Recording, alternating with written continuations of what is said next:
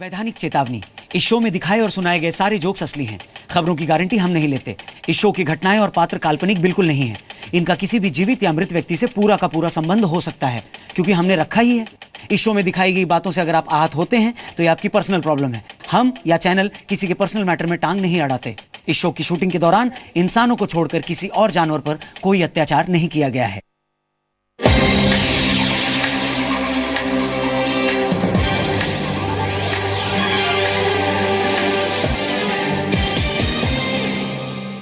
Hello ladies and gentleman, boys and girls.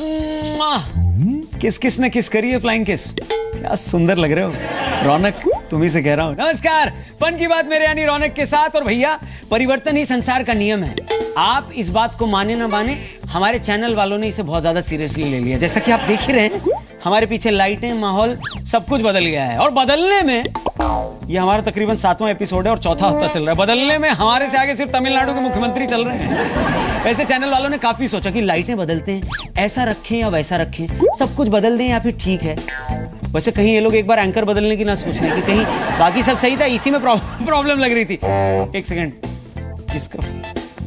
हाँ सुधीर जी, अरे anchor नहीं बदल रहा, मजाक जोक कर रहा था मैं। सीरियस हो गए आप। मैं यहाँ से तब तक नहीं जाऊंगा जब तक मैं खुद नहीं चाहूंगा। I take care bye. वैसे हाँ, मैं कह रहा था कि बार बार फुटपाथ पे गाड़ी चढ़ाने या फिर बार बार शर्ट उतारने की प्रैक्टिस मुझ में तो नहीं है, लेकिन मुझ में और भाई में एक चीज कॉमन है। एक बार जो हमने कमिटमेंट कर दी, तो जब तक कि आप पैसे नहीं बढ़ाओगे हम किसी की नहीं सुनते। ऐसे सुनने से याद आया, इस पूरे हफ्ते कहने और सुनने के लिए देश में काफी कुछ था। उसी में से कुछ चुनिंदा चीजें हम आपको बताएंगे और दिखाते हैं आपको आज के शो की हाइलाइट्स, यानी fantastic 5। Take a look. Fantastic 5 में सबसे पहले यूपी की गोदी जिस पे चढ़ गए मोदी। नरेंद्र मोदी ने गोद की और आजम खान ने गोद भरने की बात करी। और इन सब के अलावा अंकिल और लेडीज ध्यान से सुनिएगा, आई मीन देखिएगा, नरेंद्र मोदी जी प्रधानमंत्री जी का एक एक्सक्लूसिव इंटरव्यू। पैसे की बात पे मूड सटक गया और दिल्ली विधायकों का अप्रेजल लटक गया। भैया, उत्तर प्रदेश की एक रैली में मोदी जी ने जब गोदी की बात कही तो लोग इमोशनल हो गए। मतलब उन्होंने कहा कि यूपी ने उन्हें गोद लिया है। शट अप नौटंकी। हाँ, यूपी ने उन्हें गोद लिया है, पर याद रखिएगा, गोद लिया बेटा आखिरी बार बागबान मूवी में काम आया था। और वो बेटा कौन था मोदी जी? जिसके साथ आपने गुजरात की हवाओं में खूब पतंगबाजी करी थी। चलिए, मान लिया यूपी वालों ने आपको गोद लिया है, वैसे लिया ही है, लेकिन आपको मालूम होगा ना कि बच्चों को गोद कब लिया जाता है? तभी जब वो इधर से उधर भागने लगते हैं। भागने से याद आया, आप आखिरी बार विदेश यात्रा पर कब गए थे? खैर, इस बात को पीछे रख देते। मोदी जी, एक दो सवाल और थे मेरे कि बनारस में आपने कहा था कि माँ गंगा ने आपको बुलाया है। माँ गंगा ने बुलाया है, यानी गंगा आपकी मम्मी है माँ। उसके बाद आप हर भाषण शुरू करने से पहले भारत माता की जय कहते हो, यानी भारत माता भी माँ हुई। भारत माता की। गौ माता तो माँ है ही, ये बात आप मानते ही हो। और आप कई बार ये कह चुके हो कि आप एक गरीब माँ के बेटे हो। मित्रों, वैसे आपके विरोधियों का कहना है कि आप करोड़ों के सूट पहनते हैं, अरबों विदेश यात्रा में खर्च करते हैं, लेकिन मेरे हिसाब से जो मेरा कैलकुलेशन कहता है वो ये है कि आपका सबसे ज्यादा खर्च तो मदर्स डे के कार्ड खरीदने में जाता होगा। पर माँओं की बात चली है तो पाकिस्तान की भी एक रॉकिंग अम्मा कुछ कहना चाहती हैं, सुनिए। ये बिक गई है गवर्नमेंट, अब गवर्नमेंट में कुछ नहीं है। वैसे थोड़े टाइम में लोग इस शो को ये कहने लगेंगे कि ये फन की बात गवर्नमेंट अम्मा के साथ ना, मैं ही रहूंगा, अम्मा को हम बीच बीच में लाते रहेंगे। पर हाँ, प्रियंका गांधी जी ने मोदी जी के इस गोद लेने वाले बयान पर यह भी कहा, प्रियंका ने यह भी कहा कि उत्तर प्रदेश को क्या किसी बाहरी आदमी को गोद लेने की जरूरत है?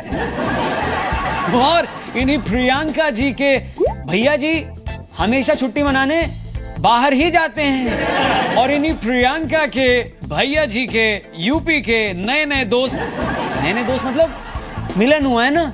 किस चीज का मिलन राहुल जी? गंगा और यमुना का यहाँ पे मिलन हो रहा है। नहीं याद करना मुझे फर्स्ट एपिसोड। हाँ, यही वाले इनके भैया के नए दोस्त यानी अखिलेश यादव जी ने भी पढ़ाई बाहर से ही की है। वैसे मैं आप लोगों से कहना चाहता हूँ, ये बाहरी वाला ताना दो मत रौनक, यहाँ कोई बाहर का नहीं है। हम सब उसी पावन धरती का हिस्सा हैं, जिस धरती का एक बहुत बड़ा हिस्सा मोना डार्लिंग रॉबर्ट के पास। Are you serious? Are you serious? Are you serious?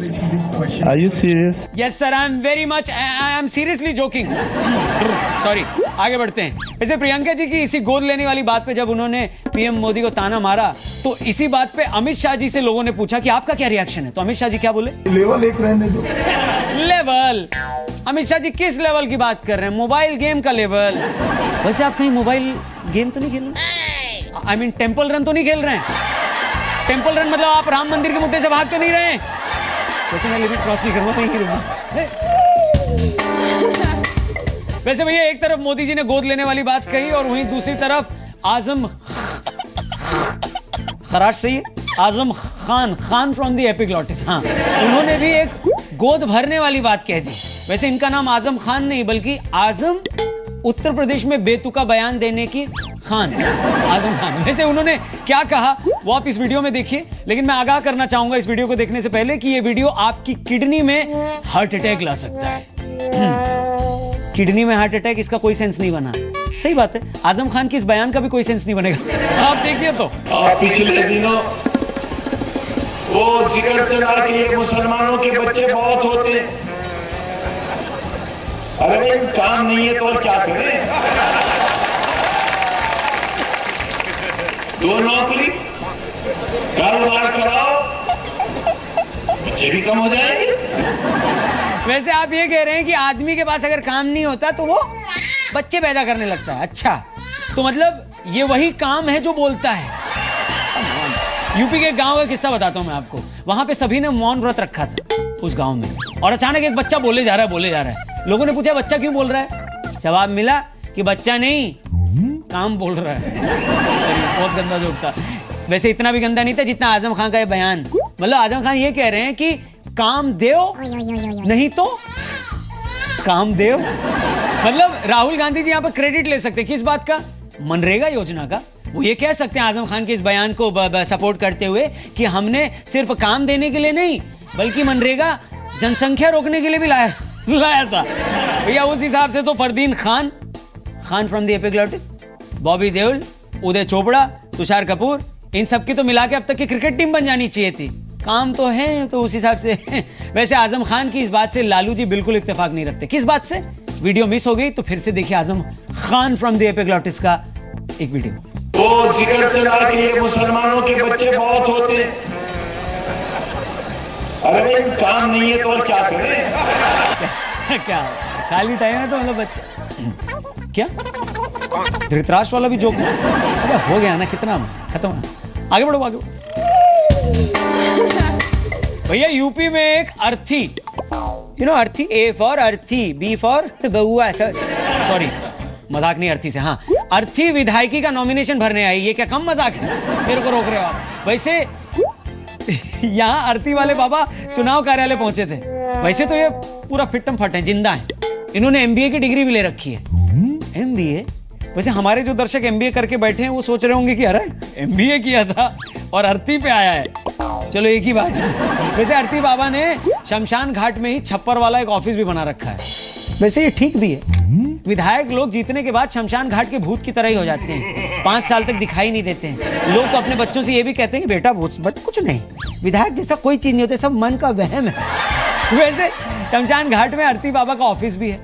कोई अगर उनसे ये कहे कि आपका ऑफिस ऐसी जगह पे क्यों बना है, तो वो ये भी कह सकते हैं कि भैया प्राइम लोकेशन है? यहाँ आने के लिए लोग मरते हैं। वैसे इस पे हम क्या करते हैं, आइए आपको सुनाते हैं एक सुपर हिट अर्थी सॉन्ग जो हमने बाबा के लिए बनाया है।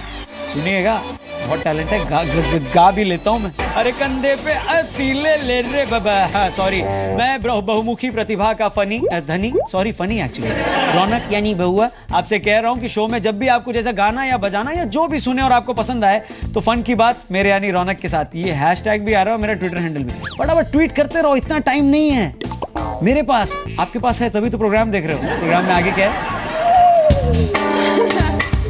अगली खबर दिल्ली सरकार, दिल्ली के केजरीवाल सरकार जी की, उन्हीं के विधायकों का जो अप्रेजल लेटर है, आप appraisal letter, you understand appraisal? Salary बढ़ने को अप्रेजल बोलते हैं। अच्छा, आपको सैलरी मिलती भी है? सैलरी मिलती है, फोकट में प्रोग्राम देख रहे हैं, जाओ काम करो। सॉरी, बैठे रहिए। मैं कह रहा हूँ, दिल्ली के विधायकों का अप्रेजल लेटर केंद्र सरकार ने 2 महीने पहले ही वापस कर दिया। केंद्र सरकार यानी मोदी जी की सरकार ने। किनका? केजरीवाल जी के विधायकों का। बल्कि असली मुद्दा तो ये था कि मंगल मिशन जितनी तनख्वाह इनके विधायक मांग रहे थे, पूरे 400% अप्रेजल के साथ। 400% अप्रेजल। हमारा 400 साल में एक आधी बारी अप्रेजल होता है, यहाँ 1 साल में 400% अप्रेजल चाहिए।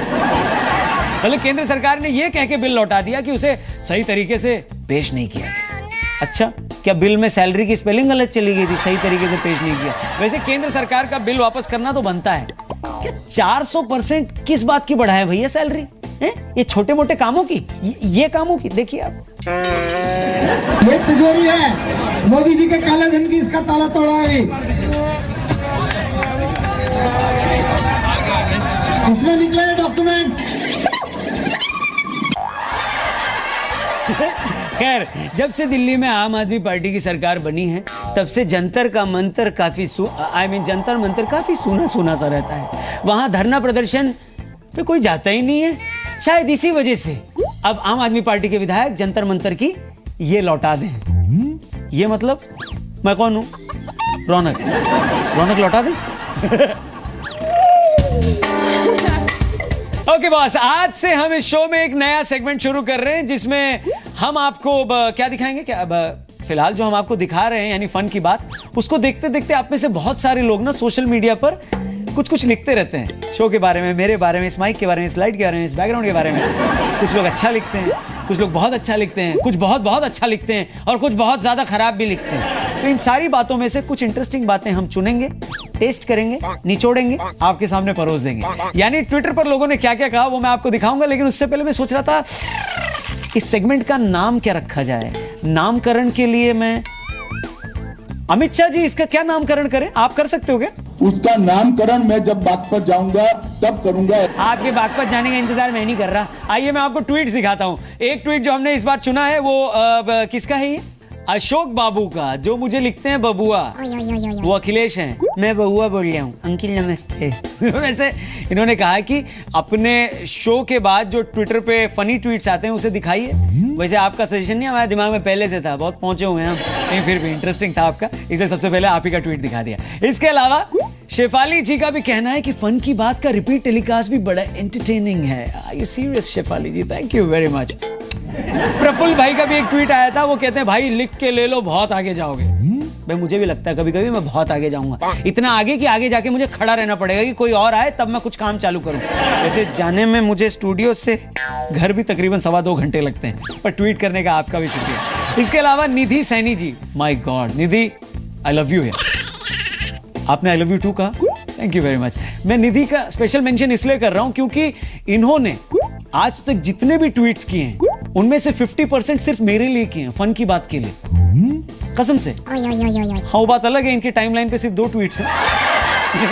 But thank you very much Nidhi, आगे ट्वीट्स करते रहिएगा। इसके अलावा एक आखिरी ट्वीट जो है वो है बाबा भौकाली बनारसी का, यू रॉक बरी। इन्होंने कहा है, इनकी ऑब्जर्वेशन जरा ध्यान से देखिए। इन्होंने कहा है कि 5th एपिसोड में, 5वें एपिसोड में आपके हाथ में घड़ी थी और पीछे 14 लाइटें थी, और 6ठे एपिसोड में 16 लाइटें हो गई लेकिन हाथ की घड़ी गायब हो गई। वाह बाबा बनारसी, आप सचमुच में भौकाली, सूक्ष्म बातें पकड़ लेते हैं। मैंने घड़ी बेचकर लाइट लाई है, बताइए क्या कर लेंगे? मैंने अकल बेचकर ये शो लिखा है, बताइए क्या कर लेंगे? वैसे जो करना है वो आप सही कर रहे हैं। ऑब्जर्व करते रहिए, हमारी कमियां हमें मत बताइए, अच्छा लगे तो ट्वीट मारते रहिए। Thank you very much. और हाँ, ऐसे ही मैं और भी सारे ट्वीट्स आगे आने वाले एपिसोड्स में आप लोगों ने जो किए हैं वो पढ़ने वाला हूं, इसलिए प्लीज जब भी शो देखें #फन की बात @RJ रौनक के साथ ट्वीट करते रहिए। तो बॉस, आप लोगों ने हमें इतना प्यार दिया, उसको हम उधार समझ के रख रहे हैं। और उधारी के मामले में हम आपको यकीन दिला सकते हैं कि हमारा रिकॉर्ड विजय माल्या जैसा बिल्कुल नहीं है। हम ब्याज सहित आपको लौटाएंगे, और पहली इंस्टॉलमेंट अभी ले लो। हमने भाभी जी, डिंपल जी से कहा कि वो आपके लिए गाना गा नहीं सकती तो क्या कम से कम पढ़ तो सकती है ना।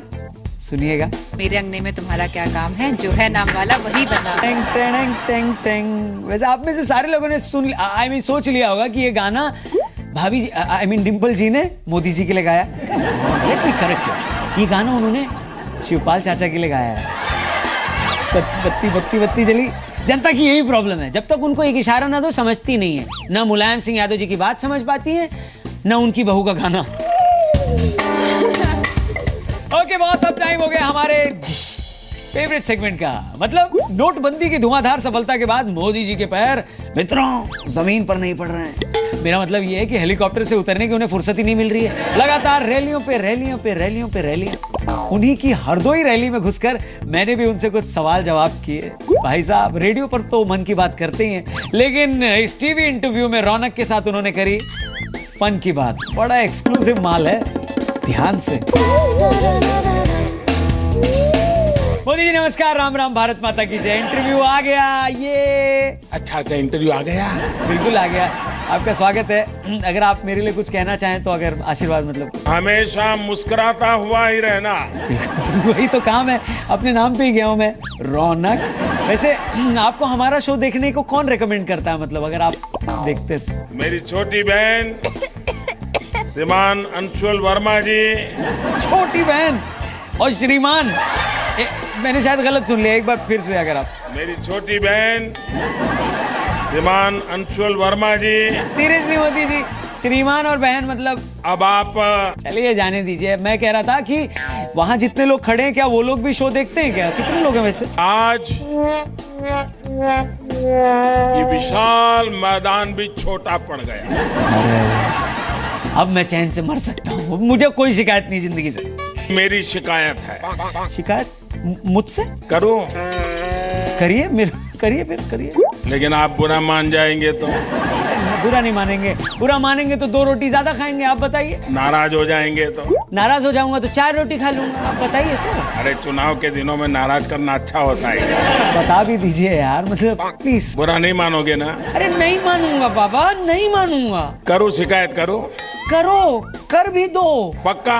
पक गया है, बस गिरने वाला है, कर दो। नहीं, अभी भी लगता है थोड़ा है। थोड़ा बिल्कुल नहीं, आप करो ना प्लीज। उधर वालों को तो बुरा नहीं लगेगा ना? किधर वालों को? इधर जब भाई उसको रख, इधर तेरे को बुरा लगेगा? इधर लगेगा? नहीं लगेगा। जोर से बोल। नहीं लगेगा। इधर वालों को बुरा नहीं लगेगा, बोलिए आप। नहीं लगेगा। इधर वालों को? इधर आओ। तेरे को बुरा लगेगा? नहीं लगेगा। इसको भी नहीं लगेगा, दोनों जुड़वा थे, समझे आप? जा अब बताइए। बिल्कुल नहीं लगेगा। नहीं लगेगा ना यार, नहीं लगेगा, नहीं लगेगा। शिकायत बताओ। मेरी शिकायत? हाँ। क्या 24 घंटे राजनीति करते रहोगे क्या? अरे बाप रे, अल्लाह, आप मजे ले रहे हो, मेरे को जिस चीज के लिए पैसे मिल रहे मजे आप ले। खैर एक बात बताइए मोदी जी, इस वक्त माहौल क्या है मतलब यूपी में? भारतीय जनता पार्टी का घोड़ा तेज गति से आगे बढ़ रहा है। घोड़ा? और उस घोड़े पे बैठा कौन है? मेरी छोटी बहन श्रीमान अंशुल वर्मा जी। मतलब बहन श्रीमान कैसे हो सकती है श्रीमान जी? आपको गर्व होता है कि नहीं होता है? कैसे गर्व होगा, एक बात बताइए। बहन को कोई श्रीमान बोलता है? 125 करोड़ देशवासियों का प्यार बोलता है, प्यार बोलता है। अखिलेश जी तो कहते हैं काम बोलता है, आप कह रहे हैं प्यार बोलता है? प्यार बोलता है, प्यार बोलता है। अच्छा, और राहुल बाबा क्या बोलते हैं? गंगा यमुना की धरती। बस इसी गंगा यमुना में डुबा डुबा के राहुल जी मेरे को धोएंगे। वैसे आप बताइए, आप यूपी ने गोद लिया ये बोल रहे हो, तमिलनाडु भी देश का हिस्सा है। आपने वहां का देखा, विधानसभा में लोगों ने कुर्सियां तोड़ दी हैं। कुर्सियां आती रहेगी। ऐसे कैसे कुर्सियां आती रहेंगी, मतलब सस्ती आती है कुर्सियां? मतलब मेरे को सब वो इधर इंटरव्यू चल रहा है, तू झोला ले। सॉरी मोदी जी, झोला लेके बीच में आ गया, मेरे को नहीं पता है कहाँ से क्यों, सॉरी। उसके झोले में कुछ डाल दो। क्या? उसके झोले में कुछ डाल दो। बोले तेरे झोले में कुछ क्या? जूता ही डाल देते हैं। 2500 का एक है, वापस कर, जल्दी पकड़ना।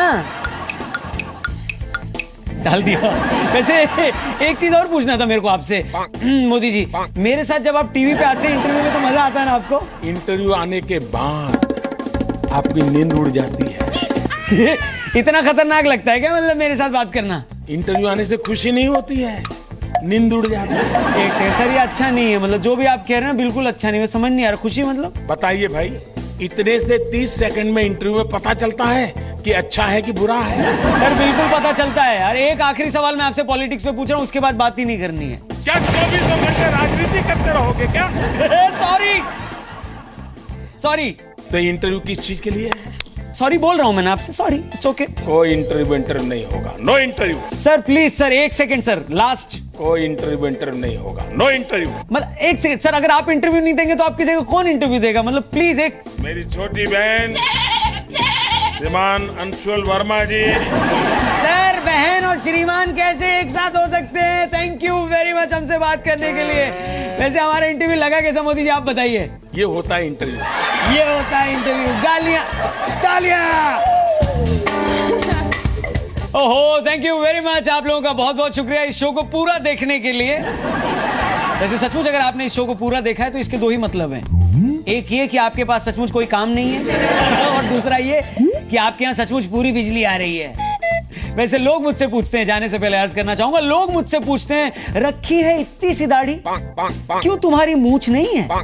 रखी है इतनी सी दाढ़ी क्यों तुम्हारी मूंछ नहीं है? और अम्मा ने इसका जवाब दिया, ये बिक गई है गवर्नमेंट, अब गवर्नमेंट में कुछ नहीं है। क्या?